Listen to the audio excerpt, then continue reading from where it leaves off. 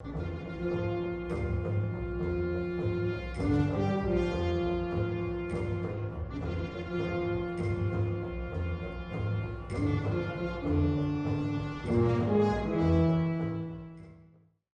anterior clase terminamos, voy a ver qué hacemos con el compañero que no estaba presente. Voy a hacer un resumen de 1 minuto de lo que vimos la clase pasada. La clase pasada repasamos una serie de perspectivas que explícitamente estudian la relación entre muerte y política y que son muy conocidas en el pensamiento contemporáneo y en la filosofía contemporánea, así que seguro tú las conoces. El semestre pasado, me olvidé decirlo, la clase pasada, le dije a una persona en el estacionamiento de la Facultad de Filosofía que yo hacía un doctorado y me dijo de qué era el doctorado, de qué era mi tesis, ¿no? Y le contestó, es sobre la relación entre muerte y política, y me contestó, estudiás necropolítica, me contestó la persona inmediatamente.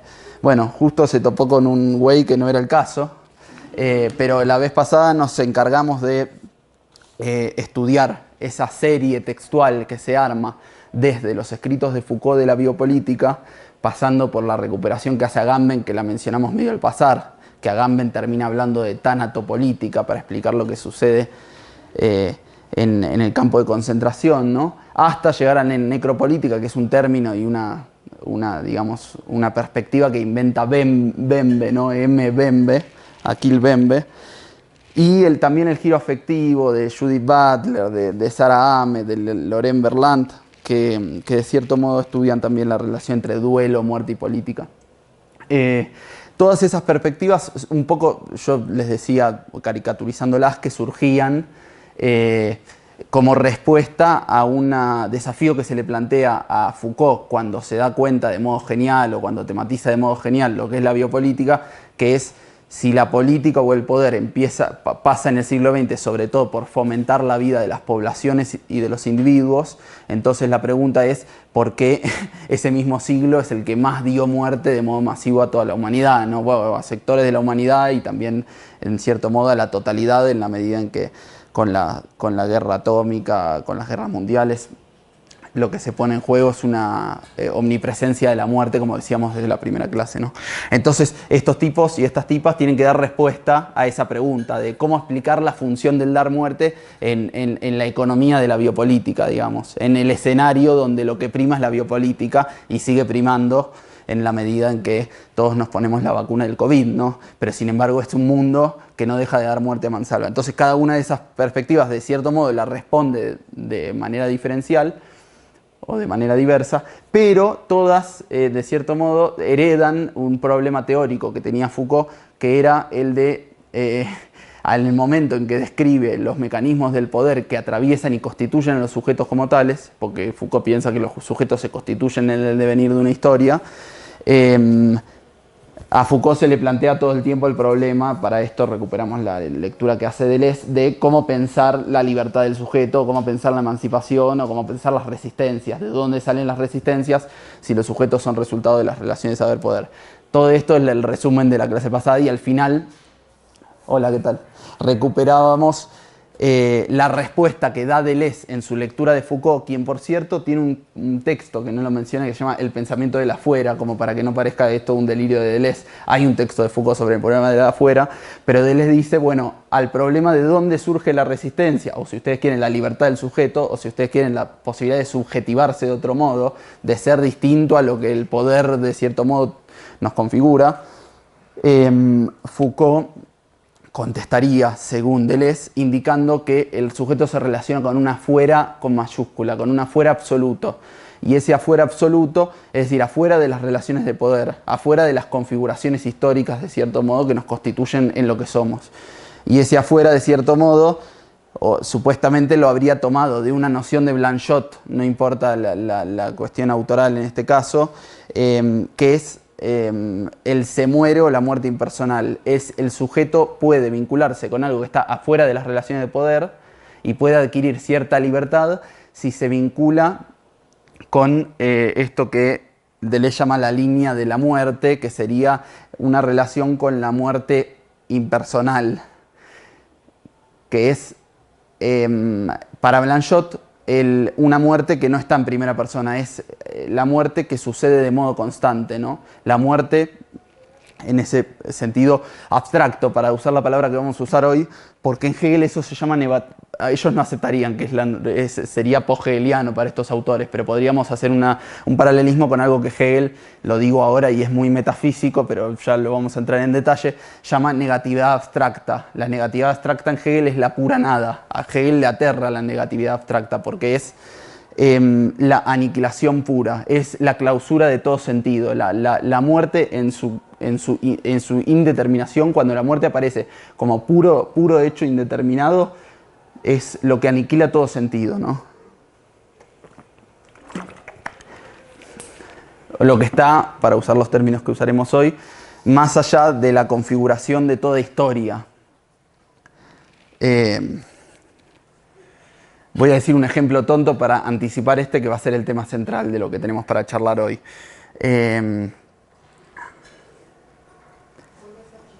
Voy a cerrar la puerta. La muerte o la negación determinada de un sujeto. A ver, vamos a poner un ejemplo de lo más exagerado. Hace 2 o 3 años hubo un intento de asesinato de la vicepresidenta de la Argentina. En 2022, creo que me estoy equivocando el año, no importa. Un intento de asesinato de Cristina Kirchner, ¿no? Público, se quedó filmado y todo. Eso para Hegel sería una negación determinada. ¿Por qué?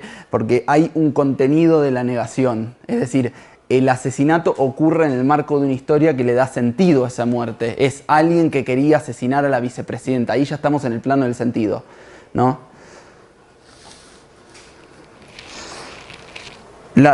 ¿Qué tal? La muerte indeterminada es la muerte en tanto tal, ¿no? La muerte, la pura aniquilación, ¿no? La pura nada. Igual ahora volvemos sobre esto, pero les decía para hacer un paralelismo, ¿no? Nos habíamos encontrado con ese afuera, que para Deleuze era lo impensable, era lo insondable y lo inalcanzable, como recordarán. Y era una respuesta al problema de Foucault porque el sujeto era el pliegue del afuera para Deleuze. Deleuze dice que Foucault piensa en esos términos, que piensa la posibilidad de subjetivarnos todos de otro modo y todas de otro modo a través de plegar el afuera, que es algo de lo más abstracto justamente pensar en estos términos, pero que resultaba muy interesante para pensar ese impasse teórico-político que tienen todas esas perspectivas, que todo el tiempo te presentan un escenario en el cual parece que no hay afuera, en el sentido de la posibilidad de escapar por un momento a las garras del poder, para decirlo muy literariamente. Bien. Entonces, de cierto modo, pensábamos la relación entre el sujeto y la muerte como una relación entre el sujeto y el afuera, ¿no? Que paradójicamente se nos presentaba como solución respecto de ese impasse, que en todas esas perspectivas lo que hacían era analizar una relación entre muerte y sujetos, o entre muerte y política, ¿no? Porque lo que hacía la necropolítica, la biopolítica, es ver cómo todos estamos entramados en una serie de relaciones que ponen en acto o que implican que la política administra, gestiona, instrumentaliza la muerte, ¿no? Dentro de una comunidad política. Bien, yo les anticipaba al final de la clase pasada, y ahora sí entramos en lo que nos convoca hoy, que uno podría preguntarse, como hacíamos desde la primera clase, si esto que pasa entre el sujeto y la muerte, donde la muerte impersonal de Blanchot, o lo que estamos llamando ahora negatividad abstracta, se figura como una fuera para el sujeto, una fuera con mayúscula, si podía pensarse al nivel de las comunidades políticas, es decir, la muerte ya no como un instrumento, un elemento más dentro de las comunidades políticas, hago así porque no tengo para escribir en el pizarrón, sino la muerte como el misterio que envuelve a las comunidades políticas, ¿no? Y hay otra manera de pensar esto, que es en los términos de lo que, en vez de decir comunidad política, podríamos decir la historia, ¿no? Y en efecto, habíamos empezado la primera clase hablando de una historia, de un historiador de la muerte que se llamaba Aries y de una historia de la muerte, de una subdisciplina dentro de la historia que se llamaba historia de la muerte. Hacer la historia de la muerte sería para ese autor hacer la historia de los ritos, hacer la historia de los duelos, de las maneras en las que las culturas se dan muerte a sí mismas, pero también lidian con la muerte culturalmente, ¿no? Con todo tipo de formas.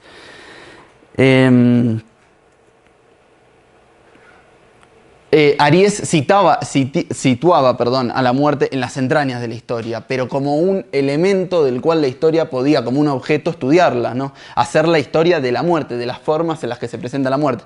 Bueno, incluso Hegel, Bataille y Derrida, que son algunos de los autores con los que vamos a hablar hoy, y de los que vamos a hablar hoy, y con los que vamos a hablar hoy, y Eduardo Rinesi, que es argentino,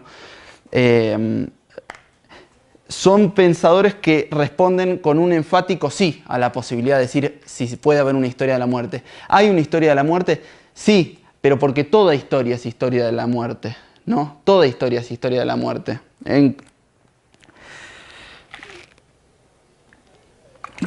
Es decir, voy a volver a decirlo de otro modo, perdónenme la insistencia. ¿Es posible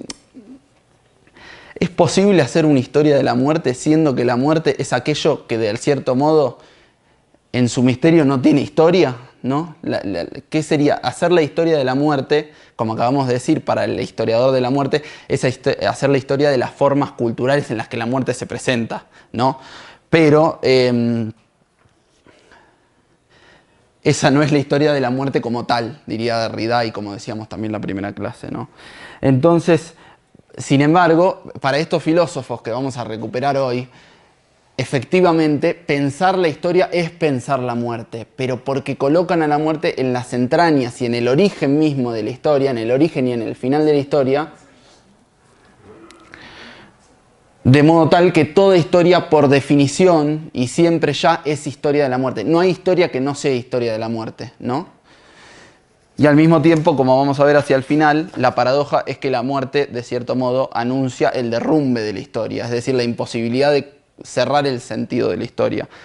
Pero antes de llegar a eso, ¿por qué decir que toda historia es historia de la muerte, ¿no? Es muy impactante pensar, si ustedes se lo ponen a pensar de esta manera, y a mí me pasó la última vez, perdonen la sinceridad, pero vi Gladiador 2 en el cine y me impactó pensar a la historia, ¿no? O pensar a la relación entre historia y muerte, o si ustedes quieren, entre muerte y política,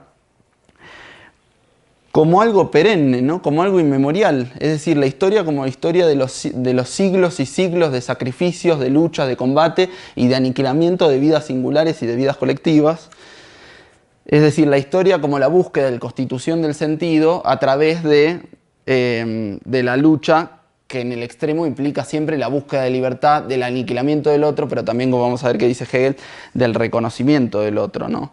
Por eso yo acá escribía, cuando escribía la clase para hoy, ¿qué es la historia humana sino el devenir de este desgarramiento absoluto? Es decir, el conjunto de las batallas y las luchas, de los sacrificios, o incluso en épocas de paz, incluso aunque pareciera no haber lucha, aunque, como vamos a ver, la historia humana es siempre la historia de la lucha desde estas perspectivas.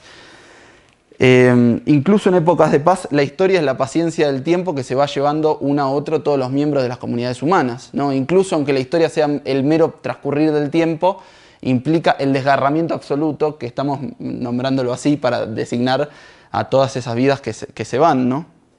Es decir, la muerte como roedora de los asuntos humanos, ¿no? La muerte sigue ahí.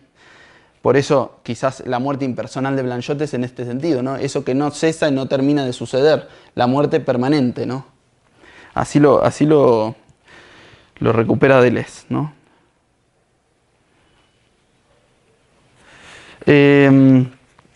Bueno, ya que estamos, vamos a poner el video que... La historia es la historia del conflicto político, ¿no? La historia es el testimonio del desgarramiento perpetuo, de la aniquilación del otro, ¿no? Y Y les decía yo la primera clase que hay un jurista y pensador político alemán que se llamó Carl Schmitt, que definía que lo político, para ser lo que es, tiene que mantener siempre como horizonte último la posibilidad de dar muerte al otro. Y Derrida, comentándolo, dice algo que es muy claro en Schmitt, que es que no se trata de estar dándole muerte al otro, sino que hay política allí donde como posibilidad se mantiene la posibilidad de dar muerte al otro, ¿no? Incluso aunque se trate de una asamblea de la ONU, todo está sostenido sobre un telón de fondo que implica que le puedo dar muerte al otro, como aparece más claramente en la guerra o en el Coliseo romano, que supone un espectáculo del sacrificio, ¿no? De modo que la muerte es siempre el horizonte de la historia, pero como vamos a ver en Hegel, y esto es de lo más interesante, en el pensamiento político moderno en general y en Hegel en particular, la muerte es el comienzo de la historia, como si se necesitara la muerte para que comience la historia. Ahora lo vamos a ver, pero antes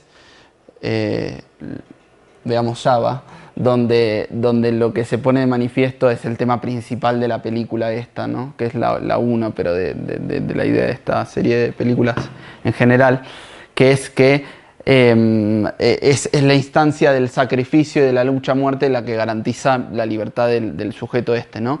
Del gladiador. Esto es un modo muy obvio de vincular muerte y política, en el sentido de que el espectáculo del sacrificio ha estructurado de diversas formas,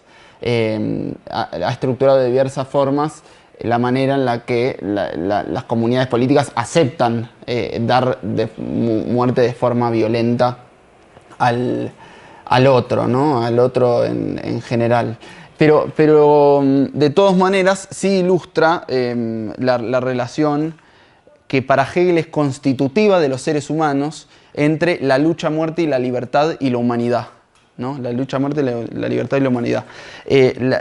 Voy a repetir ahora o en un momento, más que digo repetir porque asumo que alguno que otro y alguna que otra de ustedes conoce la dialéctica del amo y del esclavo de Hegel, pero vamos a tener que entrar ahí porque es una parte del texto más importante de este filósofo, que es el filósofo más importante de la modernidad, que escribe la fenomenología del espíritu, y la fenomenología del espíritu es el modo en que Hegel cuenta, digámoslo así, o describe el devenir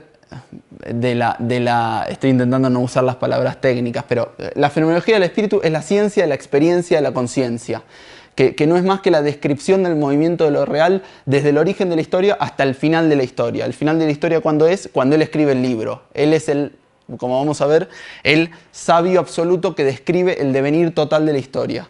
Pero la historia tiene un comienzo, y el comienzo de la historia en Hegel, es al mismo tiempo una antropogénesis, es la génesis de lo humano. Es decir, que allí donde hay historia hay humanidad, pero hay un momento donde el humano no es humano, porque todos somos como humanos animales, como ya dijo Aristóteles desde hace 2000 y pico de años, ¿no? Entonces, esto ilustra algo que para Hegel es constitutivo del humano, que es que si no hay una lucha a muerte, no hay humanidad. Entonces, y si no hay esa lucha a muerte, no hay historia. Entonces, para Hegel, la muerte no es un instrumento de la historia, un elemento más de la historia, es lo que pone en movimiento la historia, está en el origen de la historia, ¿no? Yo les mencionaba al pasar que esto, por ejemplo, está en el gran mito político moderno que constituye todas nuestras naciones o Estado-nación modernos, que es el de Hobbes. En Hobbes, como ustedes saben, o como sabrán, hay un origen del Estado que se explica como resultado de un estado insoportable de naturaleza. El estado de naturaleza sería una especie de los juegos del hambre, ¿no? Una especie de momento de la naturaleza donde todos estábamos enfrentados con todas. Y el principal problema para Hobbes, en el que no vamos a entrar en detalle, es que en ese estado de naturaleza, por más de que vos seas un poquito más fuerte, por más de que vos seas un poquito más sabia, todos se pueden dar muerte con todos todo el tiempo. Entonces, porque incluso el más sabio podría oponerse, dice Hobbes en el Leviatán o en De Quihue, podría oponerse al más fuerte y subirse a un árbol y matarlo desde el árbol, ¿no? Entonces, ese estado es tan insoportable que incluso ni siquiera siendo el más fuerte se puede garantizar que no te maten por la espalda, dice Hobbes. Y como el hombre es ruin, cruel y vanidoso, es un estado que no deja de suponer la posibilidad inmanente de que se dé muerte. Uno podría decir, así no se puede vivir, y tendría razón, y Hobbes tiene razón. Pero pasa algo muy... Bueno, entonces, por el temor a la muerte, los individuos ceden todos sus derechos, menos el derecho a la vida, que es un derecho que no se puede ceder, al Leviatán, que es el monarca o el Estado, ¿no? El Estado, ¿no? Entonces, la explicación del Estado parte de un miedo a la muerte originario, ¿no? ¿Por qué vivimos en comunidad? Pregúntenle a sus madres, a sus tías, a sus abuelas, te van a contestar, y porque si no nos mataríamos todos con todos. Es una especie de imaginario político moderno fuertísimo y ciertamente muy verdadero.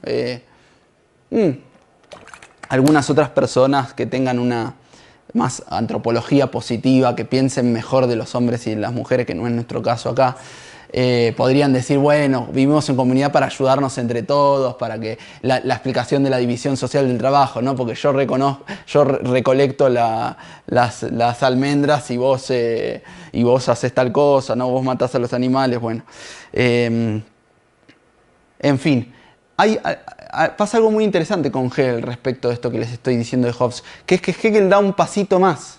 Dice, ¿por qué? Porque en Hobbes, en el estado de naturaleza, ya somos individuos por naturaleza. Ese es el chiste del contractualismo, que es este gran mito político que explica el surgimiento de la vida política moderna y de los estados-nación. En Hegel no sos individuo antes de devenir sujeto humano y político o histórico. Los individuos son ya sujetos históricos. Lo que hay al principio son conciencias que se enfrentan. Si ustedes quieren, animales que se enfrentan, ¿no? Entonces, en Hegel no es que el individuo está antes que la lucha a muerte con los demás. Entonces, digo que da un pasito más porque hay, para usar la palabra rimbombante que acabo de usar, una antropogénesis en Hegel. Se genera la humanidad del hombre. Y permítame usar del hombre porque es un poco el chiste del humanismo masculino también, ¿no? Que ciertamente hay que criticar, pero que si le digo hombres y mujeres, ustedes van a pensar que Hegel dice hombres y mujeres. No, dice hombre. Entonces la humanidad se constituye a partir de una cierta relación con la muerte en Hegel. En este Hegel que decíamos que en la fenomenología del espíritu explica el origen de la historia y el origen del hombre, ¿no? ¿Y cómo lo explica? A partir de una suerte de mito, o si ustedes quieren, de un momento de esa fenomenología, a partir de figuras de la conciencia que se llaman el amo y el esclavo.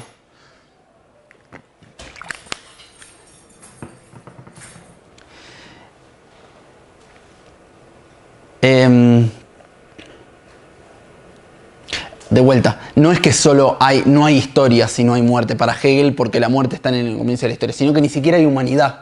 O sea, ni siquiera hay humanos que hacen la historia. La humanidad se constituye en una relación con la muerte. Y esa relación con la muerte, en la dialéctica del amo del esclavo, como varios y varias sabrán acá, es ese primer momento en el cual trascendemos nuestro deseo animal, que simplemente pasa por comer. Hoy me levanté a las 6 de la mañana con mi gato maullando miau, miau, miau, miau, y uno ya sabe que lo que quiere es comer, ¿no? Si me escucha mi gato me mata. Porque a veces quiere mimos, pero bueno. Hegel dice, para devenir humanos hay que superar ese mero deseo de lo dado. Porque ese deseo que no niega lo dado. El gato no quiere agarrar y tirar el coso, el dispensador automático de comida así para construir y ponerse a tocar el piano. No, el gato quiere comer, quiere satisfacer su deseo animal, ¿no? Entonces, ¿qué es lo que el hombre busca? ¿Qué es lo que la conciencia que está a punto de no ser animal busca? Bueno, reconocimiento del otro está muy bien el final, ¿no? El hombre desea, pero es una cierta negatividad lo que mueve al hombre, porque no le alcanza con la comida, entonces niega lo dado, ¿no? Pero entonces, ¿qué es lo que puede desear con la conciencia, con el otro sujeto? No es sujeto todavía, con la conciencia que tiene enfrente, el deseo del otro. Desea el deseo del otro. Que el deseo del otro, ¿qué es? Nada, porque el otro desea mi deseo. Es decir, deseo que el otro me reconozca. Como sabe acá el compañero que le gusta mucho el psicoanálisis, este cuentito que estamos contando y a punto de contar influyó muchísimo, no solo primero a Freud, sino después a Lacan. Lo que diferencia al humano del animal es que el hombre o el humano desea el deseo del otro o el reconocimiento del otro. Pero ese reconocimiento o ese deseo es una pura nada. Porque el reconocimiento no es o sea, lo que deseo es el deseo del otro. Y el deseo del otro también, para decirlo lacanianamente, indica una falta, porque el otro desea mi deseo. Entonces, hasta acá no hay muerte, hay deseo de reconocimiento, ¿no? Pero para ganar el reconocimiento del otro y enfrentándome a otra conciencia que también quiere mi reconocimiento, lo que se da es una lucha a muerte. Entonces uno podría decir, este es el punto importante, uno podría decir, ¿para qué tanto desmadre, no? ¿Para qué tanto desmadre si ya tenías el alimento? Como mi gato hoy. Es como cuando uno dice, quisiera ser un animal y no preocuparme por esto, ¿no? Y el desmadre es para nada. Esa es la interpretación que hace Alexandre Koyev, en la interpretación más hegemónica de Hegel, que se dio en la década del 30 en Francia y a la que, en unos cursos a los que asistieron Merleau-Ponty, Sartre, Lacan, Bataille, que no, muchos filósofos de esa época, fundamentales. Este Koyev se da cuenta que en Hegel es una relación con una cierta nada la que mueve al hombre a dejar de ser animal, pero además uno dice ¿para qué? Y la respuesta es para nada, por el puro prestigio. No hay ninguna necesidad biológica en querer el reconocimiento del otro. No hay ninguna necesidad biológica. Y ganar ese reconocimiento implica una lucha a muerte. Entonces ustedes ven lo terrible que es esto, ¿no? Hay un punto del horror absoluto, porque uno tiene que arriesgar toda su vida, es decir, la totalidad de su inscripción en el universo, para ganar el reconocimiento del otro. Entonces, desde esta perspectiva, lo que hace al hombre, a diferencia del humano, es el atravesamiento de la negatividad, el atravesamiento de lo que Hegel llama la negatividad. Porque se niega lo dado y se busca dominar al otro, ¿no? También. Bien.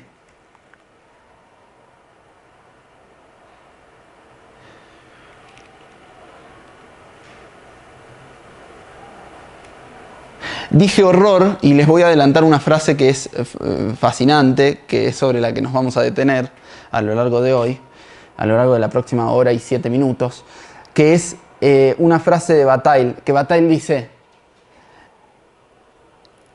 como Hegel sitúa este acto abismal de tener que arriesgar todo solo por el reconocimiento, arriesgarlo todo es arriesgar la propia vida. Y la lucha esa que todavía no dijimos cuál de las dos conciencias ganan. Una va a ganar y uno va a ser el amo, y uno va a ganar y va a ser esclavo. Pero ganar o perder va a tener que ver con quién arriesga más la vida. Es decir, con quién se arriesga más a morir. Es decir, con quién se arriesga más a la pérdida absoluta del sentido. A la pérdida absoluta del sentido. Hegel pone eso en el origen de la historia y en el origen del humano. Entonces vamos a ver después, ahora con Bataille, con Derrida y con Rinesi, que supuestamente en estas lecturas la dialéctica después ese horror, este vacío tremendo que sitúa en el origen, lo va a ir, de cierto modo, reintegrando o cancelando, si ustedes quieren mejor reintegrando, lo va a ir conservando dentro del gran sentido de la historia que pretende darle sentido a esa instancia abismal que nos constituye en nuestra humanidad. Pero Bataille dice, se cegó a lo que había encontrado primero, entonces Hegel no sabía hasta qué punto tenía razón, o él no supo hasta dónde tenía razón, ¿no? Según la traducción.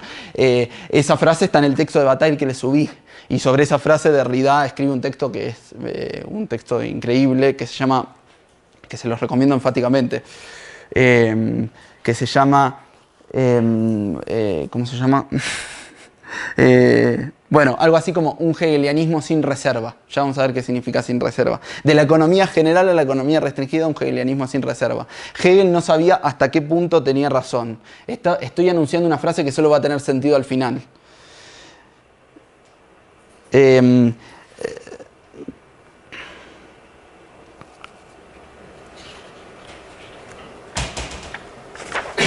Tenía razón porque, dijimos recién, colocaba a la muerte en el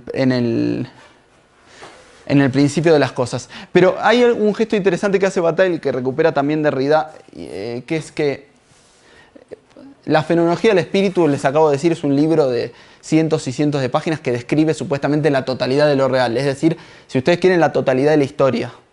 Es la ciencia, la experiencia, la conciencia. Pero cuando Hegel termina de escribir el libro, escribe el prefacio, ¿no?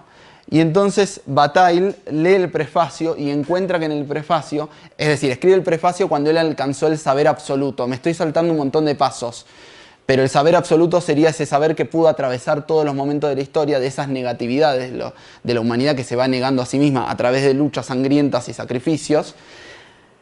Y hacia el final de la historia adquiere un saber absoluto en la medida en que puede describir la totalidad de lo que fue y de lo que es, ¿no? No me puedo detener esto porque se va a hacer una clase de Hegel y no es el chiste, ¿no?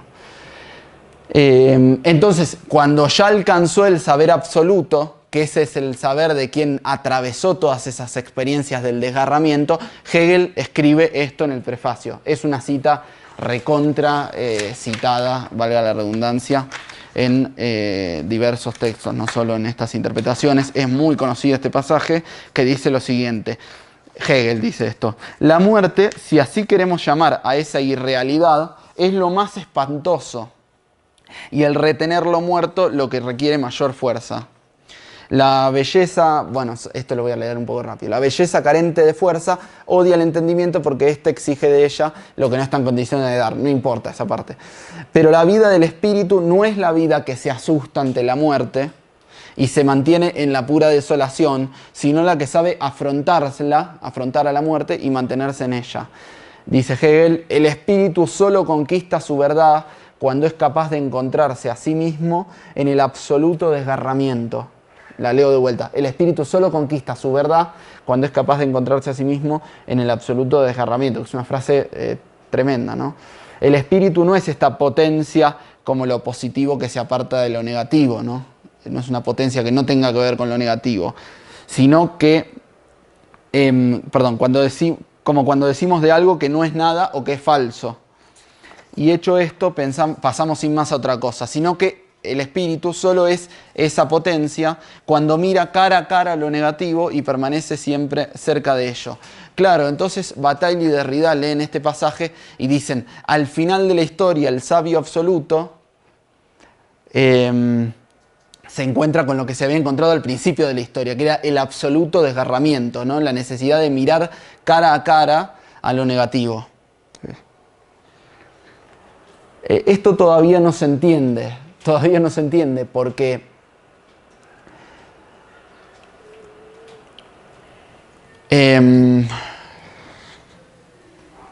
o sea, ¿por qué señalar este pasaje si era lo que estábamos diciendo al principio, que en el origen de la historia había un enfrentamiento absoluto y la apuesta por la pérdida del sentido? Bueno, porque ese camino de la dialéctica ya no es el de la negatividad abstracta que mencionábamos al comienzo del curso, el de la pura muerte, de la pura aniquilación sin determinación, ¿no?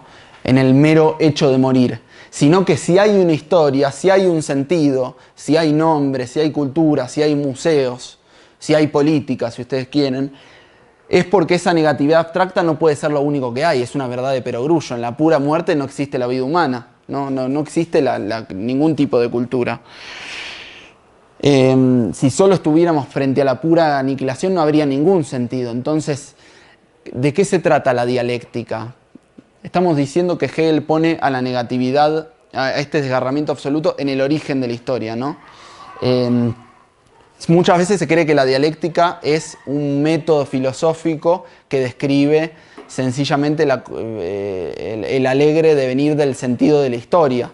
En realidad, para esta interpretación de este filósofo ruso, que era espía de la KGB, es muy gracioso. Es muy gracioso porque recién dijimos la sabiduría absoluta o el saber absoluto. No sé si saben ustedes que cuando Hegel escribe la fenomenología del espíritu se inspira en Napoleón y dice el espíritu entrando a caballo, ¿no? Después de la batalla de Jena, y Koyev en el 30 y pico, casi la década del 40, da estos cursos en París que eran una cosa como súper, ¿cómo decirlo? Eran absolutamente hegemónicos, constituyó la lectura hegemónica de Hegel y todo el mundo seguía a este tipo. Este tipo que nos pinta un Hegel, como estamos viendo, negativo, un Hegel pensador de la muerte, un Hegel o un Hegel ateo, dice Koyev. Pero Koyev dice: Hegel se equivocó, no era Napoleón el espíritu absoluto entrando a caballo, se equivocó, pensó que el final de la historia encarnado en Napoleón estaba ahí en 1807. No, es Stalin, dice Koyev. en la París de finales de la década del 30. Pero más allá de esta anécdota, ya me perdí.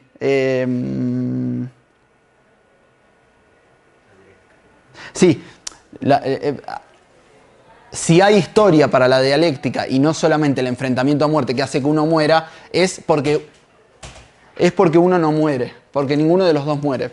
Ya, perdón que trastabillé, lo que les quiero decir es que en ese enfrentamiento del amo y el esclavo que inicia la historia, hay historia porque en realidad ninguno de los dos muere. ¿Por qué ninguno de los dos muere? Porque uno renuncia a la búsqueda del reconocimiento del otro.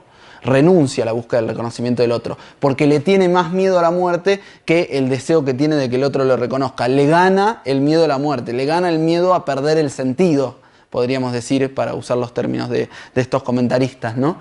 El otro, que arriesgó su muerte, arriesgó su vida, le tuvo menos miedo a la muerte porque quería el reconocimiento de la conciencia que se le enfrentaba, queda constituido en el amo. Y el esclavo queda constituido en el esclavo. Pero en cualquier caso, lo que sucede ahí es que esa negatividad abstracta, que era la muerte pura, la pura aniquilación, empieza a ser negatividad determinada, ¿no? La negatividad determinada implica el sometimiento del otro, pero también la transformación del mundo. ¿Por qué se transforma el mundo? Porque el esclavo empieza, bueno, el amo empieza a demandar que el esclavo trabaje, y el esclavo trabaja y transforma la naturaleza, ¿no? Transforma materialmente el mundo. Entonces, transformar materialmente el mundo, querer tirar abajo una casa y hacer un rascacielos, ¿no? O querer crear algo nuevo, es un modo de la negatividad todavía. No es la negatividad de sacrificar la vida, pero es la negatividad de transformar el mundo, ¿no? No es aceptar pasivamente lo dado como mi gato a las 6 de la mañana, que simplemente quiere comer.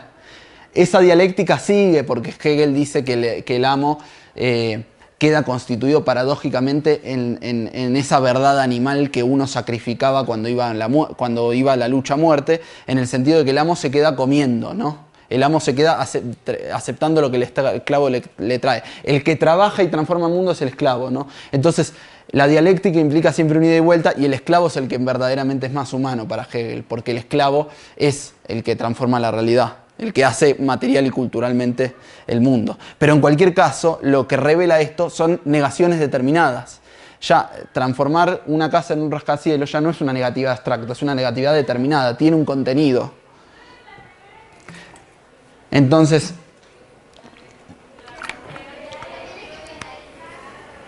la negatividad determinada es la negación de la negación. Lo digo así, pero no importa. La negación de la negación es negar una negación anterior, ¿no? Esa casa estaba ahí porque fue construida sobre la naturaleza, ¿no? Entonces, determinar la negación quiere decir que uno siempre niega un momento anterior. Pero así, en todo caso, así se constituye la historia, y la historia, como historia del sentido, es la historia de las negaciones determinadas. Hegel es un pensador de lo negativo, porque piensa, y la acción humana que pone en movimiento la negatividad tiene dos formas. Una la acabamos de decir, que es el trabajo, la creación, si ustedes quieren, pero que se da cuando se trabaja el mundo. Y la otra es la lucha, porque la historia la mueven las luchas, como acabamos de ver en el video también, ¿no?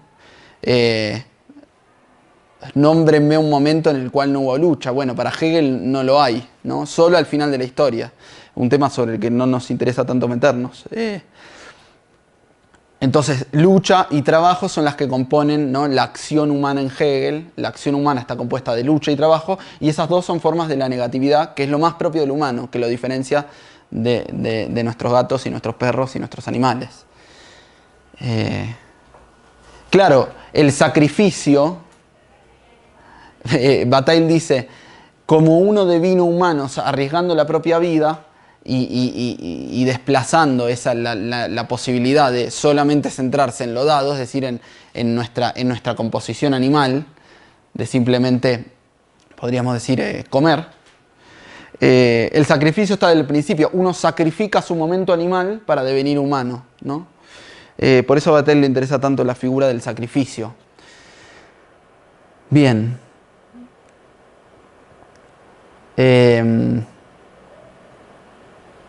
Déjenme leer esto que escribí para ver si se entiende mejor. Les decía que no habría historia si solo hubiera negatividad abstracta. La dialéctica es otra cosa que la negatividad abstracta, pues la historia, como les decía, comienza precisamente cuando esa negatividad se determina, a partir de una lucha a muerte entre dos conciencias, ¿no? Como se enfrentan a muerte, bueno, perdón, me agarré un párrafo que no quería agarrar. Bien. En cualquier caso, bueno, todo esto emerge, como dijimos, y lo digo por última vez, de una suerte de acto de locura, para usar un término que no es el de Hegel, que el acto de locura implica sacrificar todo, ¿no? La vida entera, más allá de cualquier razón biológica. Y es así que se instaura una... y respecto del otro que no muere y yo no lo mato porque yo quiero su reconocimiento, porque si muriera el otro no habría reconocimiento, es así que inicia la vida humana. La vida humana empieza entonces, dice Derrida, como una economía de la vida, en el sentido de la posibilidad de conservar el sentido. Conservar el sentido es ir más allá de la negatividad abstracta, porque la negatividad abstracta, como les decía, es la pura muerte, y en la pura muerte no hay ni reconocimiento ni sentido.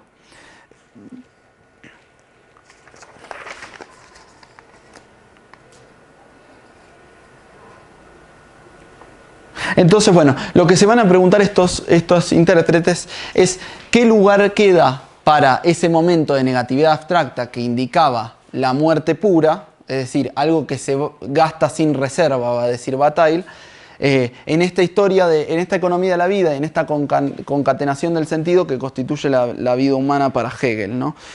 Una manera de entrarle a este problema, que es el problema del sacrificio, es pensar de qué modo, porque en el fondo se trata de lo mismo, las muertes adquieren sentido en la vida política comunitaria, o si ustedes quieren en la historia.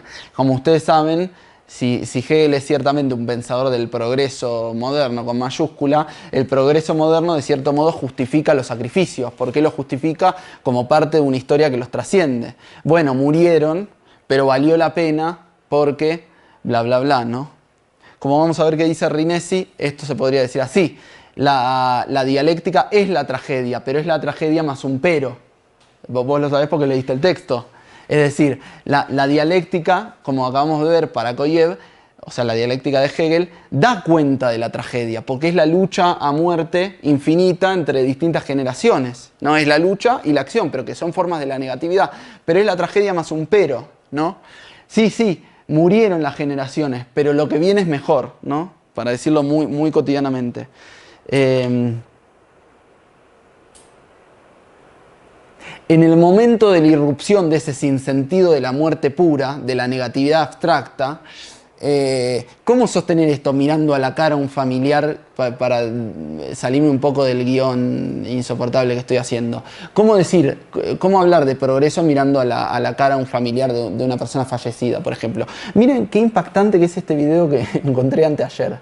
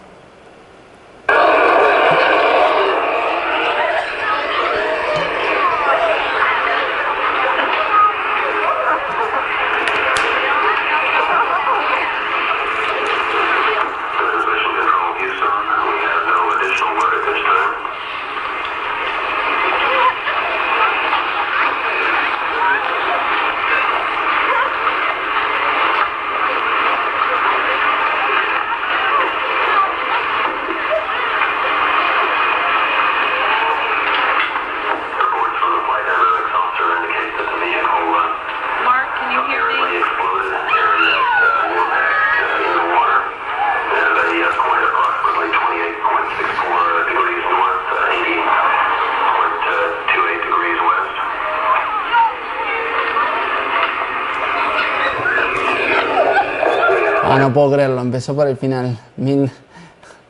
Perdón.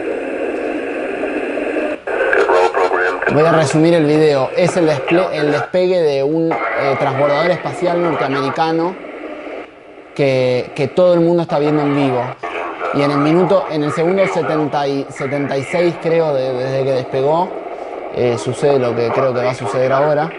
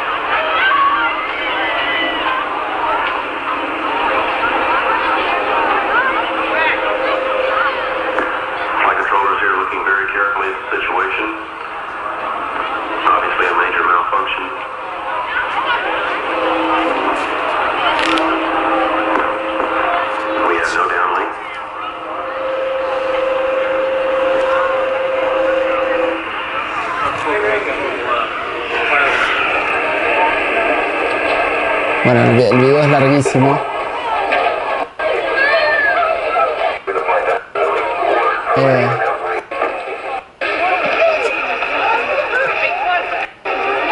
Bueno, el video es fuertísimo para mí por el silencio, ¿no? No hay ningún relato detrás, simplemente se muestra a los familiares de los tripulantes llorando la muerte que acaban de presenciar. Y una de las cuales creo que esos señores eran padres de una civil, porque fue un momento muy peculiar, ¿no?, de la historia de la aeronáutica espacial, porque fue la primera vez que una civil que era profesora de historia iba, la entrenaron durante un año, hicieron un concurso, fueron 14.000 docentes gringos, como le decimos en Argentina, yanquis, al concurso. Y una profesora de historia quedó y a los 71 segundos murió, ¿no? Hay un ensayo de un pensador español que se llamó Sánchez Ferlosio, que se llama Mientras no cambien los dioses, nada ha cambiado, que habla de esto que se llama la tragedia del Challenger. Challenger era el nombre del transbordador. Dice, esto pasó en enero del 86, ¿no? Eran 7 tripulantes que se mueren, como vieron adelante de todos, y un periodista, un corresponsal de la cadena ABC, dice Ferlosio, llamaba a continuar el avance espacial tras el accidente, dijo el corresponsal. Por debajo de las lágrimas está la determinación norteamericana de continuar el programa espacial, porque el espacio es también el futuro y dejarlo ahora sería una traición a los que han muerto para conquistarlo, ¿no? Dejar ese ideal de llegar más afuera, para seguir con el término, sería una traición a los muertos. Y Sánchez Ferlosio, sugiriendo que en rigor nunca se muere para algo, sugiriendo, digamos, que toda muerte es una suerte de desperdicio absoluto, de gasto sin reserva, sugiriendo que ninguna causa espacial o terrestre, ni ningún devenir futuro puede compensar la vida de los que partieron para siempre, dice Ferlosio, el respeto a los muertos no es el respeto a sus muertes y a sus causas, sino respeto a las vidas que perdieron. Hacer que sus muertes sirvan para algo es negarles a las vidas que han perdido el derecho de no haber servido para nada, el privilegio de ser fines en sí mismas, ¿no? Es como si resguardar o hacerle justicia al muerto no supusiera continuar la búsqueda de sentido de sus acciones, sino que supusiera simplemente dar testimonio de la gratuidad de su vida, de que es, como dice, un fin en sí misma, ¿no? De que la vida no sirve para nada. Esto Bataille lo llama negatividad sin empleo. Es una negatividad que no está al servicio de algo posterior, es simplemente como la risa, el llanto, el éxtasis, el orgasmo, o todas esas experiencias que para Bataille son experiencias de una negatividad sin empleo, es decir, de un gasto sin reserva, de un puro gasto, ¿no? Y Ferlosio dice, esto que acaba de pasar es típico de la constitución mítica de las causas, ¿no? Se cree que son los sacrificios los que crean las causas, que es el derecho o la ley lo que crea, o la historia lo que crea la sangre. Pero Ferlosio hace una inversión, dice, en realidad es la sangre la que crea el derecho. Los sacrificios retroactivamente legitiman las causas, ¿no? Entonces, luego en ese ensayo que está buenísimo, que se lo recomiendo, Mientras no cambien los dioses, nada habrá cambiado, donde un poco lo que hace, quizás un poco ingenuamente, es donde dice, digamos, el progreso moderno que se supone secular, ¿no? Ferlosio lo ve como un mito teológico.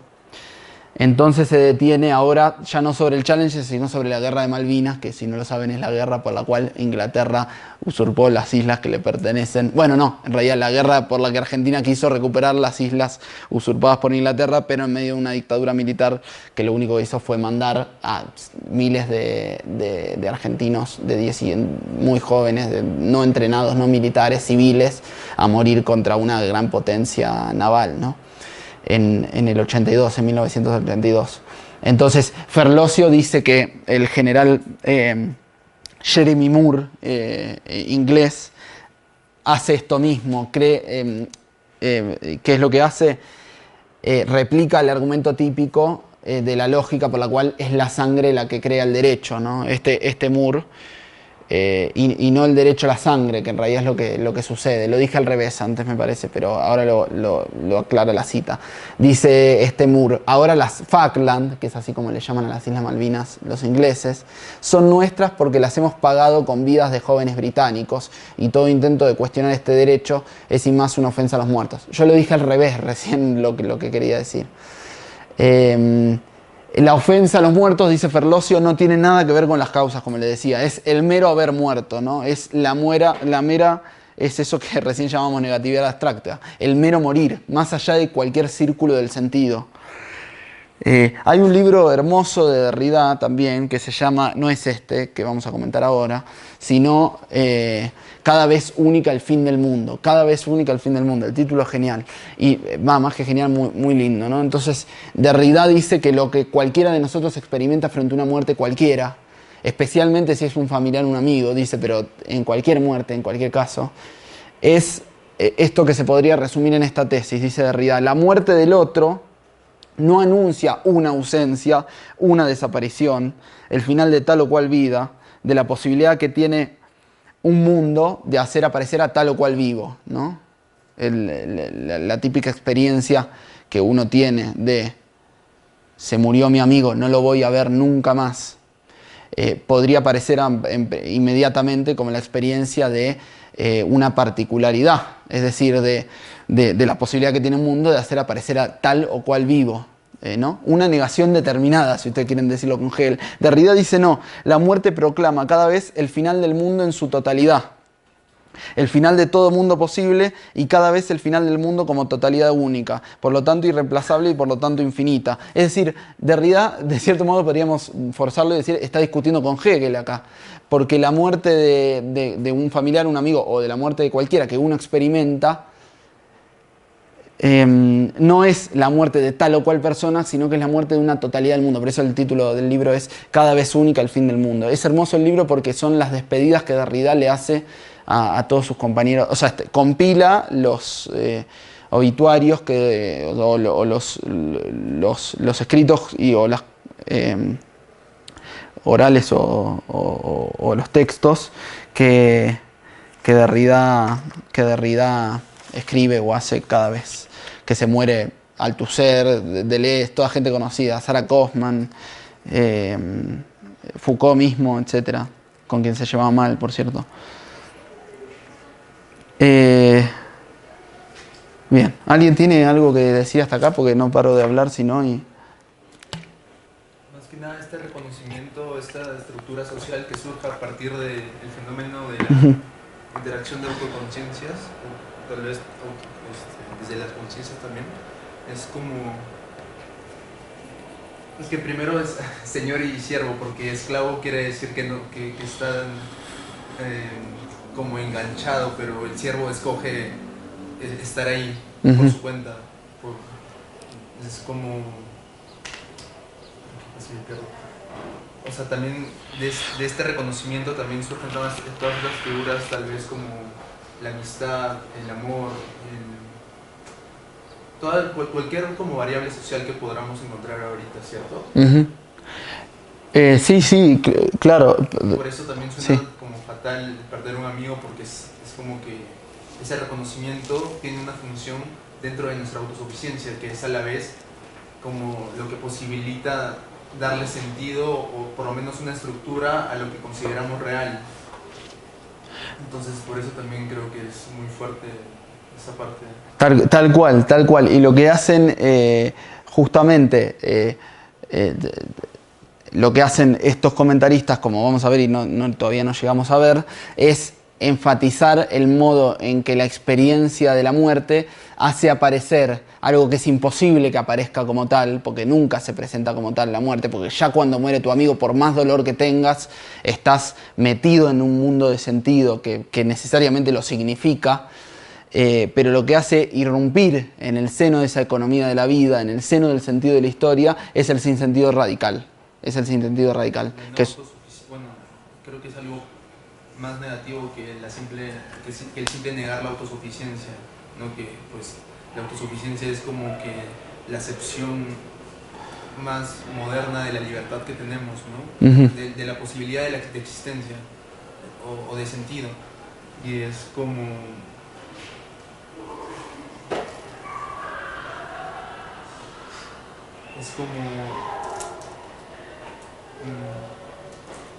claro, enfrentarte a la nada absoluta, ¿no? Bueno, te va a gustar mucho el texto de Bataille y el de Derrida. Ese enfrentamiento con la nada absoluta implicaría incluso, en los términos de esta idea de que la negatividad es siempre negatividad determinada, que estos tipos digan ni siquiera se deja determinar como negatividad. Es decir, es la experiencia de algo que ni siquiera es una negatividad, porque ya decir negatividad implica ponerla adentro de lo que Bataille y Derrida llaman el círculo del sentido. Bueno, pero, sí. la pregunta es cómo entender algo que por naturaleza, sea lo que sea naturaleza o por condiciones a priori, Por definición. no queremos, no deseamos entender. Porque ¿quién quiere aceptar la muerte de un familiar? O sea, es como, ¿quién espera la muerte de un familiar o de alguien que quiere? Totalmente, sí. Uno podría decir, más allá de si lo deseamos o lo deseamos, es lo imposible de entender, ¿no? Eso es un poco hacia donde apunta este argumento.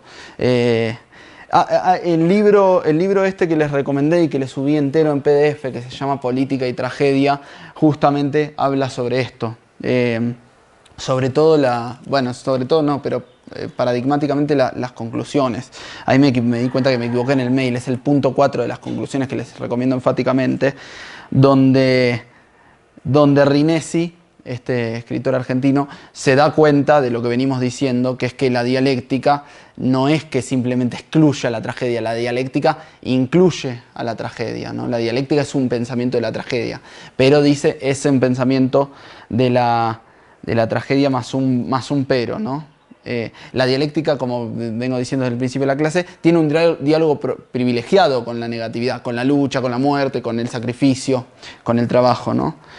Pero hay algo de la tragedia que no sale entero en la dialéctica. Dice Rinesi que la tragedia en la dialéctica saldrá convertida en otra cosa, recuperada, reintegrada al movimiento ascendente del pensamiento que la piensa. Así, admitirá el filósofo dialéctico, al final de Antígona, o de Edipo Rey, si ustedes quieren, o de Hamlet de Shakespeare, de cualquier tragedia, o de la tragedia del Challenger, varias vidas se perdieron. La de Creonte se ha arruinado para siempre, y nadie puede tener un buen consuelo para tanta desgracia, ¿no? La de Creonte es el padre de Antígona, ¿no?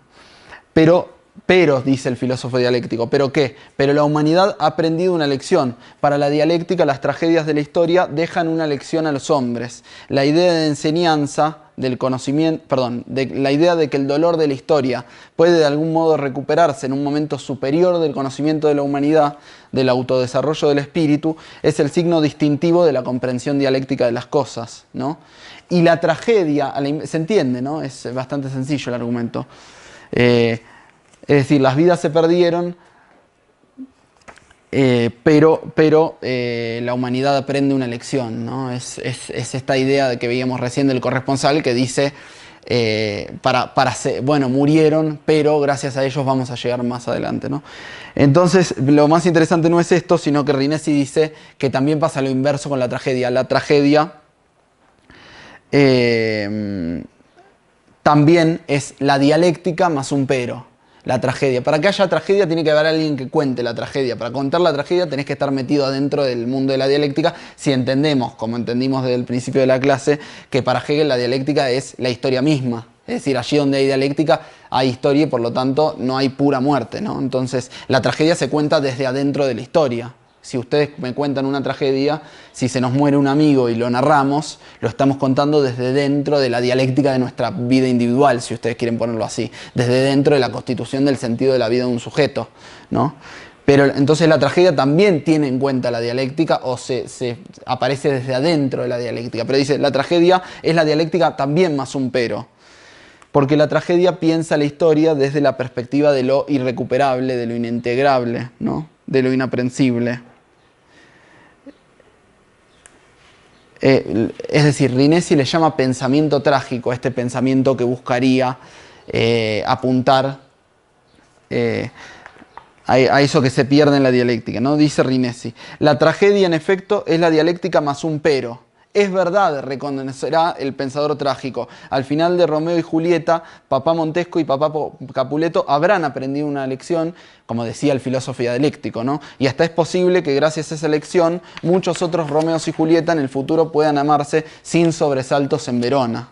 Pero el pensamiento trágico sí que es exigente. No se conforma con los consuelos fáciles. No le basta saber que el sufrimiento es o puede llegar a ser cosa del pasado, ¿no? Será, dice, pero nadie ni nada, ni la felicidad de toda la humanidad y del resto de las generaciones le devolverá la vida a Romeo y Julieta.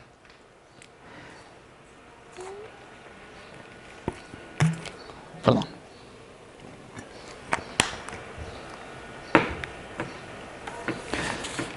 Entonces tragedia es otro modo de nombrar, digamos, este gasto irreductible que estamos viendo. Bien, ¿alguien tiene algo para decirme? Quiero interrumpir a mí mismo de vuelta.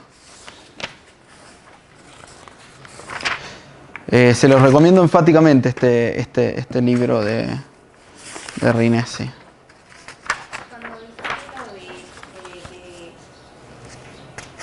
Su verdad cuando se desgarra a sí mismo. Me recordó mucho al libro de Crimen y Castigo de Dostoyevsky, porque Raskolnikov siempre intentó probarse a sí mismo matando. Pero lo más loco es que cuando ya acaba la obra y todo, y pasa por todo esto de la culpa, que es muy pesada, no sé qué, él reconoce como desde el principio yo sabía que no iba a ser capaz de esto. Y se me hace muy loco como uno se prueba a sí mismo negándose a sí mismo. Sí, coincido. Pero no iba a ser capaz de matar. Sí.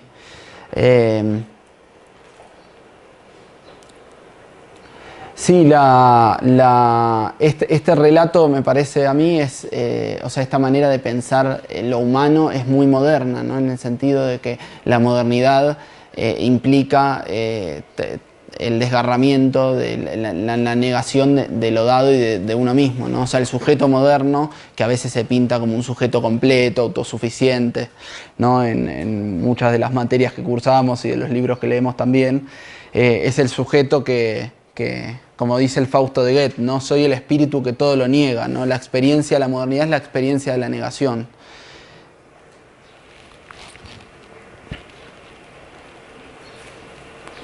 Yo busco una aclaración en este sentido que le da la historia de la muerte. Es como cuando en el caso de Benjamin habla del movimiento de la historia como un ver hacia el pasado que pues que de alguna manera implica como estar frente a lo que ya no es y pues en dirección a lo que está haciendo, por decirlo, pero solamente como que el enfoque se centra en el pasado. O sea, solo tenemos una forma de hacer historia que es como ver hacia el pasado, ¿no? O sea, a eso más o menos se puede referir también el sentido de la historia de la muerte. Sí, está muy bien. Uno podría decir que esa es otra de las cosas que uno le dicen cuando uno dice que estudia muerte y política, automáticamente uno piensa que estudian a Benjamin, ¿no? Benjamin, al igual que Sánchez Ferlosio, al igual que estos textos, era muy consciente de que el progreso acumulaba ruinas y de que el progreso acumulaba muertos, que no eran. Toda la escuela de Frankfurt tiene una reflexión sobre esa cuestión. Hay algo de lo que en este curso nos queremos separar, que no es estrictamente Benjamin, que sí era un pensador de la relación entre muerte y política en el sentido en que ellas se constituyen mutuamente, como decíamos en la primera clase, pero muchas veces las personas las lecturas que recuperan a Benjamin en la escuela de Frankfurt piensan en una política de la memoria, ¿no? Una política de la memoria es justamente la que insiste en la perspectiva de lo irrecuperable, pero que sin embargo intenta construir otro tipo de memoria, ¿no? Mostrar cómo hay todos sectores todo un conjunto de los muertos que no son recuperados por la historia oficial, por ejemplo. En algún punto este texto que acabamos de citar de Rinesi, aparece la idea de que la perspectiva de lo irrecuperable intenta hacerle jaque ¿no? a la historia oficial, en el sentido de que son las víctimas de la historia lo que uno quiere señalar como irrecuperable. Pero el texto de Bataille y Derrida, yo diría de vuelta que dan un paso más respecto de esto, porque no se trata ni siquiera de lo irrecuperable, no es solamente las víctimas de la historia, es la muerte en tanto tal. Es decir, lo que no se puede recuperar es el sentido, ¿no? Es un problema del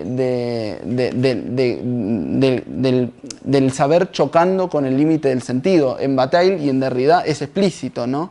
Es explícito porque el chiste es que en ese prefacio de la fenomenología que citaba al principio, donde Hegel dice que tiene que mirar cara a cara la muerte y enfrentarse al horror de lo negativo, de cierto modo uno podría decir, tiene que mirar cara a cara aquello a lo que no se puede mirar cara a cara. Porque ¿qué sería? Tener la experiencia del desgarramiento absoluto. La experiencia es siempre la experiencia de la muerte del otro, ¿no? Entonces la crítica de Bataille a mí me interesa un poco más que las críticas que piensan en términos de la memoria, por ejemplo, porque Bataille lo que pone de relieve es cómo lo que está en juego es el sentido en tanto tal. Ya no solamente la posibilidad de que una historia oficial que escribe un determinado sentido y eclipsa la memoria de ciertas víctimas, sino directamente la posibilidad de la historia en tanto tal, ¿no? Y Derrida en diversos textos se detiene sobre esto, ¿no?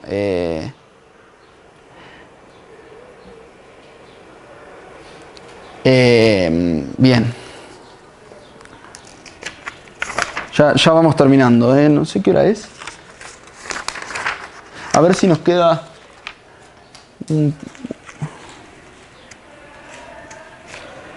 A Bataille, por cierto, le interesa el sacrificio precisamente porque la muerte no tiene nunca lugar como tal, ¿no? Entonces, todas estas experiencias que le mencioné y el sacrificio en particular, en el texto ese que le subí lo van a ver, el sacrificio es una especie de rodeo, es una especie de imitación de la muerte, ¿no? Cuando uno sacrifica, en la experiencia del sacrificio de un animal, el sujeto el sacrificador, dice Bataille, se identifica con el animal. Entonces es como si estuviera muriendo la persona, ¿no? Hiciera la experiencia del horror sagrado, ¿no? Y sin embargo es una comedia porque no muere, dice Bataille, ¿no? Entonces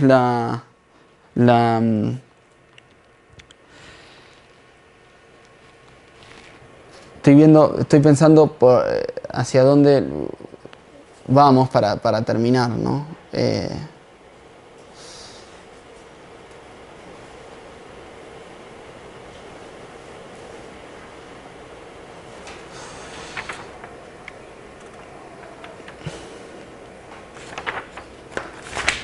Bien, entonces, y con esto cerramos, la negación, dijimos que había una negación abstracta y una negación determinada. No hablamos de la palabra importantísima que es la síntesis o la Aufhebung, ¿no? En Hegel, que la negación de la negación es, o sea, la verdad que les pido disculpas porque me salté una parte fundamental, que es que el sentido se constituye porque lo que se niega se conserva. Lo que se niega se conserva. Cuando uno dice, sí, murió Antígona, pero esto le enseña una lección a la humanidad, supone la posibilidad de superar la muerte de Antígona conservando la lección que esa muerte atestigua, ¿no? Eso se llama síntesis o Aufhebung en Hegel, ¿no? La idea de la negación como una nueva síntesis que conserva todo lo que negó, es como si yo le dijera, sí, qué bueno que tenemos el rascacielos y lo tenemos gracias a que negamos la casa, pero al mismo tiempo entonces la casa es parte de la historia de la arquitectura que nos llevó a tener este rascacielos y al mismo tiempo la casa había negado la naturaleza, ¿no? Para ponerlo en términos muy estúpidamente y simplistamente arquitectónicos. Entonces, para Bataille, la idea de que la síntesis puede conservar y retener lo que negó es una suerte de comedia, es una suerte de hecho completamente risible, es algo de lo cual Bataille se muere de risa. Bataille se muere de risa, van a ver en el texto de Derrida y de Bataille, si lo leen, que aparece toda esta cuestión de la risa respecto de la comedia de la síntesis. Y la risa tiene que ver con que en el fondo, si se conserva lo que se negó, en realidad nunca hubo apuesta, nunca hubo arriesgar la vida, ¿no? Siempre se trató de una especie de acting, si ustedes quieren, ¿no? Entonces, a propósito de esto, y para cerrar, vamos a leer unas partes del libro de este texto de Derrida que les recomiendo enfáticamente, que se llama, como les decía, De la economía general a la economía restringida. Es más entendible que el de Bataille, así que si leen pueden empezar leyendo este, si le echan un vistazo. Bataille dice lo siguiente, Derrida dice lo siguiente: lo risible es la sumisión a la evidencia del sentido. Lo que lo hace morir de risa a Bataille respecto de Hegel es que Hegel se subordina a la evidencia del sentido, se somete a la evidencia del sentido, a la fuerza de ese imperativo, que haya sentido, que nada esté definitivamente perdido a causa de la muerte, que nada esté definitivamente perdido, que ésta siga recibiendo la significación de negatividad abstracta, que siempre sea posible el trabajo, que al diferir el goce confiere sentido, seriedad y verdad a la puesta en juego. Esta sumisión es la esencia y el elemento de la filosofía, de la ontológica hegeliana. Lo cómico absoluto es la angustia ante el gasto a fondo perdido, ante el sacrificio absoluto del sentido, sin retorno y sin reserva, sin posibilidad de conservarlo, superándolo, ¿no? Para decirlo en esos términos. La noción de Aufhebung es risible en cuanto que significa el ateariarse de un discurso que se extenúa. Perdón, Aufhebung es la síntesis, ¿no? La idea de la dialéctica misma que va progresando, conservando y superando las negaciones anteriores, es risible en cuanto es cómica, en tanto que significa el ateariarse de un discurso que se extenúa en reapropiarse toda negatividad, en elaborar la puesta en juego como inversión, en amortizar el gasto absoluto, en dar un sentido a la muerte, en hacerse al mismo tiempo ciego al abismo sin fondo del sinsentido en el que se saca y se agota el fondo del sentido. Te va a encantar este texto, como verás. Entonces, todo lo que construye Hegel para Bataille se construye sobre una suerte de ceguera, y es la ceguera que le impide ver que en el principio mismo él ponía en esa lucha a muerte el enfrentamiento con la posibilidad de la pérdida absoluta del sentido. Todo el sentido de la historia se sostiene para Hegel, y Hegel fue un genio por darse cuenta que hay historia porque en el origen está eso, solo que después no lo siguió hasta el final, digamos, o hizo ojos ciegos al origen mismo que él determinaba, ¿no? Es una ceguera que es culpa de Hegel. Uno podría decir en algún punto es una ceguera necesaria no solo como un deber, sino deliberada, pero también necesaria en el sentido de una condición a priori, si vos querés, de algo trascendental. ¿Cómo no ser ciego, como vos decías, ¿no? ¿Cómo no ser ciego ante la experiencia de la muerte? ¿Qué sería mirarla verdaderamente cara a cara? Sobre esto también se detiene el texto que vamos a ver en un par de clases, Aporías de Derrida, ¿no? O sea, la experiencia del sacrificio o de la muerte. Perdón, el sacrificio, como les decía recién, es una especie de finta de algo que jamás puede vivirse, ¿no? Solo que Hegel se redobla la ceguera, digamos, ese sería un poco el argumento. O sea, ni siquiera ve que no ve, ¿no? Como decíamos la otra vez, develar no es sacar el velo, sino simplemente develar es mostrar que las cosas están veladas. Hegel ni siquiera ve que hay un velo, ¿no? Diría Bataille para parafrasearlo, ¿no? Entonces deja una especie de núcleo de no saber, algo impensable, ese afuera del sistema hegeliano, ese afuera del círculo del sentido, lo deja en el origen mismo de la historia, pero lo deja como algo superado, ¿no? Entonces, toda la dialéctica, todas nuestras ciencias, toda la sociología, la ciencia política, la historia, la geografía, la pedagogía, la arquitectura, toda la biología, cualquier ciencia, incluso si ustedes quieren, el campo del sentido en general, todas nuestras vidas se organizan desde este argumento alrededor de una ceguera. Insisto, no una ceguera como falsa conciencia, no como un desvarío ideológico, como algo que no vemos, ¿no? Sino una ceguera necesaria en cuanto es imposible mirar al sol directamente, ¿no? Es algo imposible de ver. Uno podría decir tontamente, si uno está pensando todo el tiempo que se va a morir, no se levanta de la cama, ¿no? Ahí hay una ceguera necesaria, ¿no? Para ponerlo en términos más tontos. Yo diría que está planeada para quedarse en esta posición del siervo, ya que la función dentro de la estructura dialéctica significa buscar la autosuficiencia y el reconocimiento mutuo. O sea, está en función del siervo, que tanto el señor como el siervo sean libres realmente. o sea, y pues no se va a poner no se va a poner a escribir comedias, obviamente, no. O sea, sí, el problema es que la libertad absoluta, que para Hegel la libertad absoluta es algo malo, y Vattel en parte lo retoma esto porque tiene que ver con esa negatividad abstracta, la libertad absoluta es la muerte, no importa, pero la libertad absoluta sería para Bataille el encuentro con la experiencia de la transgresión o con la experiencia del sacrificio. Por eso Bataille incluso practicaba el sacrificio, es decir, de que se juntaban 5 o 6 tipos, se iban al bosque y mataban a uno, ¿no? La libertad absoluta en el fondo es la muerte, ¿no? Una vez escuché a un psicoanalista lacaniano que describía una película, no me acuerdo el nombre, una película japonesa, en donde 2 amantes buscaban el goce absoluto, ¿no? Y el goce, la noción de goce en psicoanálisis está ligada a la muerte, a la pulsión de muerte, ¿no? Gozar, en el fondo, llevado al extremo, es morir, ¿no?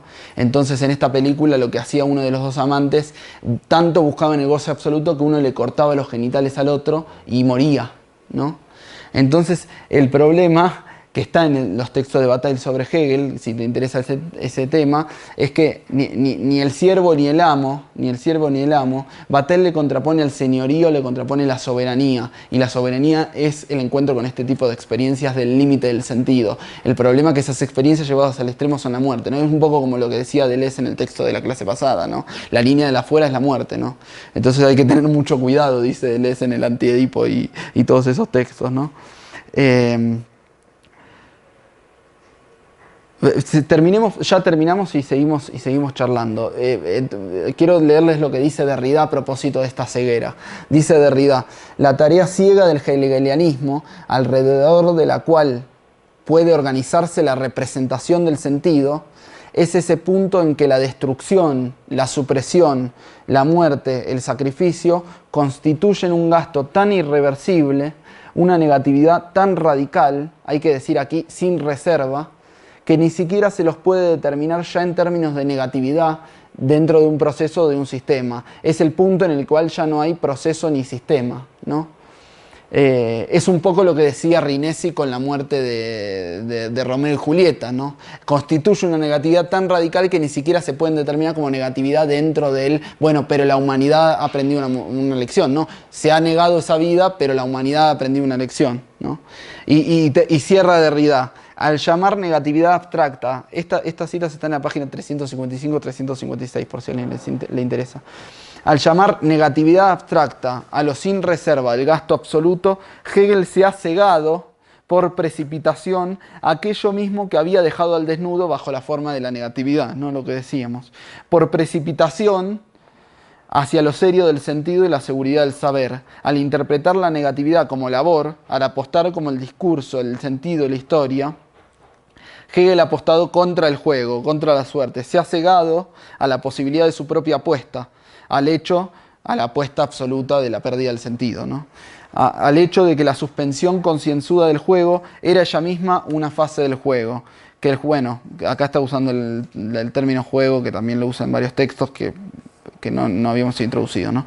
Que el juego comprende el trabajo del sentido o el sentido del trabajo, que los comprende no en términos de saber, sino en términos de inscripción. El sentido está en función del juego, está inscripto en un lugar dentro de la configuración de un juego que no tiene sentido.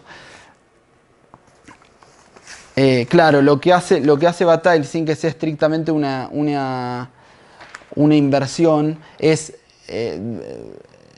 hacer algo así como una inversión, de todos modos, ¿no? Si la dialéctica se construía a partir de ese fondo sin sentido, que era el arriesgarlo todo, el arriesgar la pérdida absoluta del sentido, Bataille muestra cómo en realidad el sinsentido, la dialéctica está comprendida dentro del fondo sin sentido, ¿no? Eso es lo que llamaba sin fondo en la cita anterior. Bien. Entonces, Entonces Derrida cierra diciendo, y Bataille lo dice también, esta fenomenología que se suponía que era la descripción de la ciencia de la experiencia, o la ciencia de la experiencia de la conciencia, que es la descripción de la totalidad de lo real, queda como una especie de saber vulgar que termina siendo ciego frente a lo más evidente y lo menos evidente, ¿no? Que es esto que no ve, que lo que no ve es el juego sin fondo en el que se levanta la historia. La historia y el sentido se levantan a partir de ese juego sin fondo, ¿no? Bien.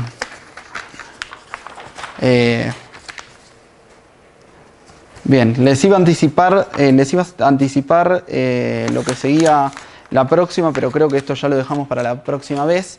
¿Alguien tiene algún comentario, algo que quedó? ¿Alguna pregunta? Les prometo que esta es el contenido más, como dicen los pedagogos, el contenido más difícil del curso, me parece. O sea, es un tema dificilísimo. Es más difícil, entonces, ¿cómo se describe el sentido? No entiendo la pregunta. ¿Cómo podemos describir el sentido de algo? ¿Existe esa posibilidad? Pero la pregunta no sería cómo describir el sinsentido, porque el sentido lo describimos todo el tiempo, ¿no? El contar una historia. Si el sentido está inmerso en un sinsentido, es solamente aparente o artificial, pero el sentido real de algo es posible esa descripción. ¿O en qué consiste? Claro, pero cuando decía que la ceguera era necesaria, dice este texto. O podríamos decir la ceguera es necesaria porque vos decís falso o aparente, cuando en realidad esa economía de la vida, que es falsa y aparente en la medida en que hace ojos ciegos a ese fondo sin sentido, sin embargo es lo único que tenemos. ¿Cómo? O solamente de forma temporal, pero algo más. ¿En qué sentido temporal? ¿Como finito? Ajá, como como finito, como que para cubrir, ¿no? Como para cubrir ese gran sinsentido que se nos atraviesa. Como una suerte de defensa, diría Freud. Como si fuese un hoyo el sinsentido y tú pues le pones un parche. ¿Cómo no podría ser eso lo único que podemos hacer? Esa es podría ser mi repregunta. ¿Qué alternativa? ¿Vos querés mirar el sinsentido de frente? Justamente creo que cuando se trata de poner límites al pensamiento, a la existencia, es como que ya entramos en prejuicios. Entiendo, sí. Sí, yo no llamaría sentido, como sugeriste vos en tu pregunta, solamente a aquello que realmente puede ver el sinsentido que lo constituye. Para mí, la ceguera forma parte del mundo del sentido. Me está siguiendo, ¿no? Yo creo que yo te sigo a vos y vos me seguís a mí. Es decir, sentido es ya una especie de ficción, como dirían los nietzscheanos, me parece a mí. Pero es lo único que tenemos, no sé. No hay sentido, siempre nos estamos dirigiendo hacia algo, ¿no? Y dándole una especie de valor. O sea, no realmente, preguntarse si hay un sentido verdadero, pues ya siempre es de hermenéutica, es siempre mi interpretación de los hechos. Ya se le está dando siempre el sentido a algo. Hasta el sinsentido se le está dando un sentido. Justamente, pero claro, el problema es no quedarse en la dimensión retórica, ¿no? Sino como que buscar bases ónticas. ¿Cómo sería quedarse en la dimensión retórica? Pues pensar que toda verdad es necesariamente hermenéutica y no está transfiriéndose a la realidad propia. O sea, piensas que hay una verdad en sí, absoluta. ¿A qué te refieres? Pues claro, o sea, algo que tenga un sentido más allá de nuestra finitud.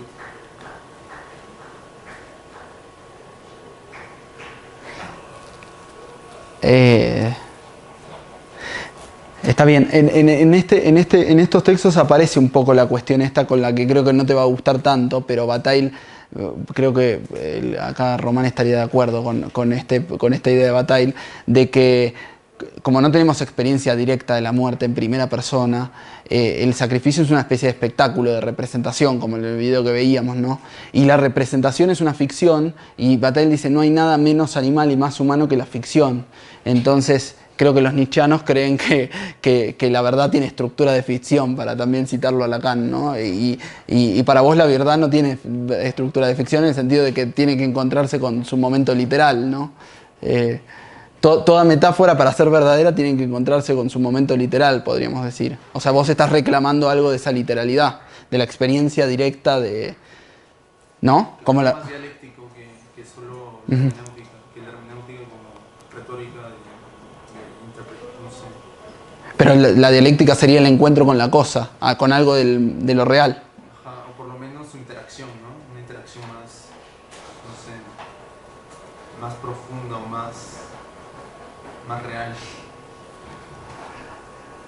Bien. Bueno, insisto, te van a interesar estos textos porque nunca renuncian a la verdad del hegelianismo, que el hegelianismo, vos usaste la palabra dialéctica, es el intento de ir desde lo mismo hacia lo otro que sí mismo, es decir, del encuentro con lo real, ¿no? Solo que, claro, lo que están mostrando es todo ese encuentro con lo real se sostiene sobre una ceguera, ¿no? Que es la que a vos no te gusta, pero están interesantes estos textos porque juegan al interior de ese juego. No es que dicen, no, Hegel estaba equivocado, sino Hegel no sabía hasta qué punto tenía razón. Solo que si lo llevas al extremo esa razón, el saber termina frente a frente con el no saber, ¿no? Con esta experiencia de lo que no se puede tener experiencia.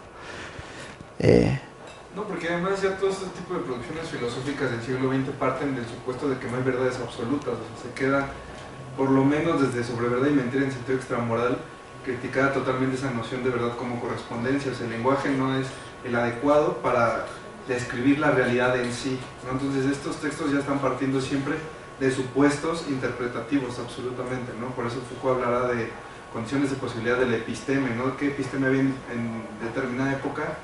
Por lo tanto, ¿qué conocimiento puedo tener alrededor de esa época? Pero, pues sí, así verdades absolutas aquí no, o sea, yo pensaría que ni Derrida, ni Foucault, ni Bataille estarían intentando llegar a algo. Están estableciendo un sentido, ¿no? Cambiando justo... Claro, pero no verdad absoluta en el sentido de algo fijo, sino como que dialéctico.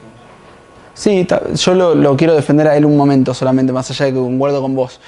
Al mismo tiempo, Derrida, por ejemplo, constata que no se puede sino seguir discutiendo al interior del hegelianismo, que quizás por tu proveniencia nietzschana esto no te interesa, pero también hay una serie de pensadores, incluidos los que mencionaste vos, que siguen constatando la necesidad de dialogar con la dialéctica, al mismo tiempo que criticándola, pero no desde afuera. Pero reclamar el encuentro con la cosa no es necesariamente solicitar una verdad absoluta, como él dice, fija, ¿no? Claro, sin cambios, sin modificaciones, ¿no? Sin saber realmente qué modificaciones tomar en cuenta, cuáles no. Es que como yo entiendo las cosas, estos discursos sí tienen efectos verdaderos, ¿no? O sea, por ejemplo, decir que hay COVID, aunque no lo haya, que sí lo... pues causó una catástrofe, ¿no? O sea, la física con sus ecuaciones hacen bombas atómicas. Los discursos tienen efectos verdaderos. Entonces, siento que es el rollo también de eso, o sea, estar interpretando, estar haciendo discursos para ver por dónde podemos cambiar cierta interpretación o de la muerte, o de la historia, etc. O sea, siento que eso está haciendo ahí Derrida, ¿no? Releyendo la fenomenalidad del espíritu, ¿no? Dando otro discurso y ejerciendo otros efectos que claro que van a tener verdades.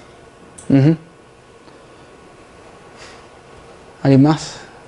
Yo solo quisiera comentar que me parece gracioso que finalmente entre los pliegues del universo y la muerte y todo, o sea, en la historia se pliegan muchas cosas y hoy es graciosamente también miércoles de ceniza y de lo que estaban comentando entre tanto filosofismo y todo, o sea, saliendo como de esta modernidad, Sor Juana me gusta mucho y tiene un verso que amo, que es, o sea, para todo se halla prueba y razón en que fundarlo y no hay razón para nada, de haber razón para tanto. Y finalmente, o sea, es como, somos seres simbólicos, ¿no? Los seres humanos, quizá otros animales no sabemos bien, pero al menos los seres humanos con esta capacidad de lenguaje entre entender el mundo e imaginarlo y cosas, o sea, nos simbolizamos. Y más que los discursos que generen poder, o sea, son los símbolos. O sea, por eso sirve el dinero, por eso hay física cuántica, por eso pueden pasar tantas cosas, pero más bien son los símbolos. Y sí, estamos como que entre el nihilismo y simbolizarnos y darnos sentido. O sea, es divertido, está bien. Yo lo creo. ¿Cómo decís que se llama el verso que...? No recuerdo el título, pero es para todos se halla prueba y razón en que fundarlo y no hay razón para nada de haber razón para tanto. Y es de Sor Juana, que era una monja. ¿Qué es miércoles de ceniza? ¿Perdón? Que es miércoles Ah, no. sí, pero no. Al menos en México, Sí. no sé si sea en todo el mundo, creo que sí, porque el Papa, o sea, la Iglesia Católica Apostólica Romana, no sé desde hace cuánto tiempo, creo que tiene que ver con la luna y cosas extrañas, como el calendario como judío, el calendario original católico. Creo que son 40 días antes de que sea el viernes que supuestamente murió Cristo o algo parecido. Empieza como el tiempo de Adviento, que es una temporada especial en la que te ponen ceniza en la frente y te dicen, eres polvo y en polvo te convertirás. O sea, esta idea como de retomar la idea presente de vas a ser muerto el resto de la historia. O sea, eres un muerto, estás ahorita, digo, pero acuérdate que me parece chistoso, así como muy irónico, como muy gracioso. Bueno, antes de que nos vayamos, una cosa más, dos cosas más. La primera, la clase que viene, vamos a ver, les dejo ahí colgados dos textos, uno de Hannah Arendt y otro de Elias Canetti. Nos vamos a meter con una cuestión más directamente política, si me permiten decirlo así. Hay una frase de un ex dictador